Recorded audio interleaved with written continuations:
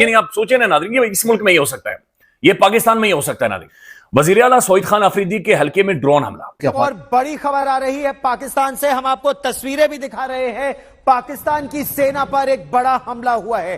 पाकिस्तान में टीटीपी यानी तहरीक-ए तालिबान पाकिस्तान ने पाकिस्तान के सुरक्षा बलों के काफिले पर एक भीषण हमला किया है। पाकिस्तान ने अपने पांव के ऊपर कुल्हाड़ी मार ली है, अफगानिस्तान जैसे दोस्त को नाराज कर दिया है, अपने तमाम तर राबते मुनक़ता कर लिए है और उसका नुकसान ये हुआ है। यानी सईद खान अफरीदी के अपने हल्के में ड्रोन हमला हुआ है। 500 खुदकुश ड्रोन जो है वो अफगानिस्तान पहुंच गए। पाकिस्तान के साथ जंग की सूरत में पाकिस्तान पर अफगानिस्तान से ड्रोन अटैक करने के लिए भारत ने एक बड़ी चाल चल दी है, जबकि 1000 ड्रोन जो है वो भारत ने जो है वो अपने लिए हासिल कर लिए। पॉइंट नंबर 1, आपको लगता है कि कश्मीरियों पे तशद्दुद हो रहा है।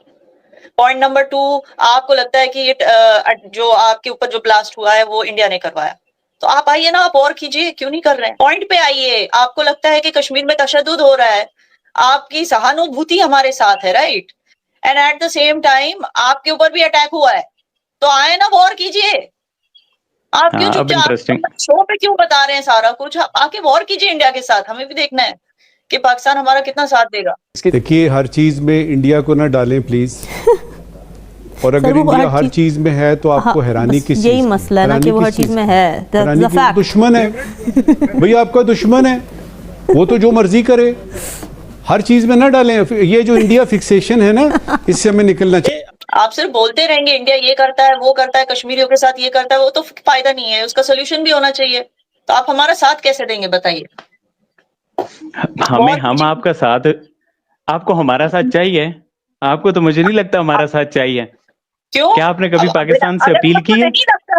अगर आपको नहीं लगता तो फिर आप क्यों बोलते रहते हैं हर प्लेटफॉर्म में जाके कि कश्मीरियों पे ये तशद्दुद हो रहा है, वो तशद्दुद हो रहा है इंडिया के हवाले से? हम नहीं चाहते कि जंग हो, लेकिन सर भारत भी तो बाज नहीं आ रहा ना।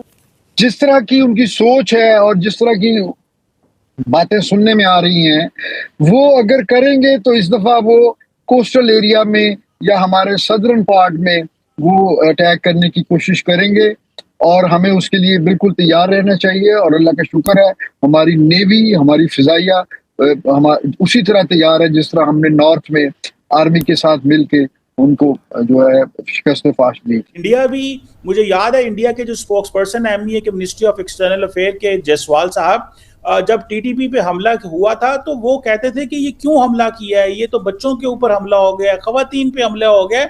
तो आज और अफगान तालिबान भी यही कहते हैं कि टीटीपी दहशतगर्द जमात पे हमला ना करो, वरना हम तुम्हारे शहरियों को जो है वो टारगेट करेंगे। तो मैं समझता हूं कि हमें एक बड़ी खुली बहस करनी चाहिए पाकिस्तान के अंदर कि ये कोई मुसलमान नहीं है, ना ये कोई इस्लामी सोच रखते हैं, ये तकफीरी सोच रखते हैं।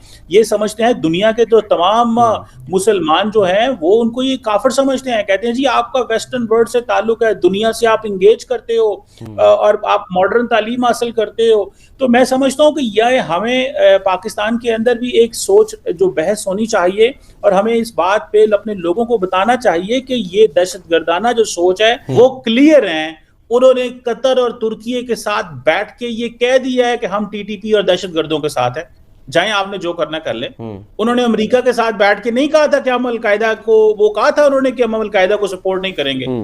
हमारे साथ वो कहते हैं कि जो करना है कर लो, हम कतर को भी नाराज करेंगे, तुर्की को भी करेंगे, पर हम टीटीपी के साथ हैं, हम इस दहशतगर्द ग्रुप। अब हमें क्या करना है? ये जो हमारे यहाँ पॉलिटिकल डिस्टॉर्शन है ना, यहाँ पे कुछ लोग कहते हैं जी हमें इनसे बात करनी चाहिए, जो कतर और तुर्की की बात नहीं सुनते।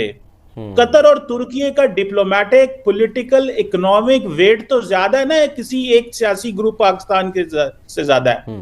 जब उनकी बात नहीं मान रहे तालिबान या अफगान तालिबान जो है, ये जो अफगान रजीम है, तो वो पाकिस्तान की बात मानेंगे। सो हमारा क्या प्रॉब्लम है? जो बात है कि जो टेररिज्म का, क्राइम का और पॉलिटिकल जो section of the political class का एक नेक्सस है, ये है वो प्रॉब्लम। जहां से टीटीपी भी पैसे कमाते हैं, जहां पे क्रिमिनल्स भी, जिसको आप नार्को टेररिज्म कह लें, जहां से ये सारे लोग पैसा बनाते हैं। और होता क्या है कि यही टीटीपी प्रोटेक्ट करती है जो ड्रग प्रोडक्शन जहां पर प्रोड्यूस हो रही होती है। और यही जो सियासतदान है कुछ, वो समझते हैं कि हमें अगर ये ड्रग्स नहीं उगती तो ये बिल्कुल ही एक बैड गवर्नेंस की वजह से। हेलो नमस्कार दोस्तों, स्वागत है आपका हमारे चैनल पर। दोस्तों कल पाकिस्तान में एक बहुत ही बड़ा हमला हुआ है और ये हमला कहीं ना कहीं भारतीय ड्रोन द्वारा कराया गया है और इसमें भारतीय गवर्नमेंट या भारतीय मिलिट्री तो इन्वॉल्वमेंट नहीं है, लेकिन जैसे कि आप लोग जानते हैं कि टीटीपी को ड्रोन्स देना, ये सब देना, ये कहाँ से आ रहा है? ये सब कहीं ना कहीं इनडायरेक्टली इंडिया से आ रहा है और इंडिया इसको फंड इसलिए कर रहा है क्योंकि जैसे कि आप लोग जानते हैं पाकिस्तान बहुत ज़्यादा परेशान करता है इंडिया को, कहीं अटैक करा देता है, कहीं कुछ करा देता है, कभी कुछ करा देता है। इसी को देखते हुए इंडियन आर्मी, इंडियन गवर्नमेंट ने टीटीपी नामक एक संस्था है, उसको सपोर्ट करने का फैसला किया है और वो लोग पाकिस्तान आर्मी या पाकिस्तान की जो गवर्नमेंट है उसको अटैक करते हैं और वो बोलते हैं कि जिस तरीके से अफ़गानिस्तान में तालिबान है, ठीक वैसे ही पाकिस्तान में भी तालिबान होना चाहिए और वहाँ की जो गवर्नमेंट है, वहाँ की जो आर्मी है, उनसे पाकिस्तान को आज़ाद कराएंगे और इसी के लिए वो कभी ना कभी पाकिस्तान पर अटैक करते रहते हैं। कभी वहाँ की ट्रेन हाईजैक कर लेते हैं, कभी मिलिट्री बेस उड़ा देते हैं और कभी ड्रोन से हमला करते हैं। और इस बार दोस्तों टीटीपी ने तो बिल्कुल हद कर दी है।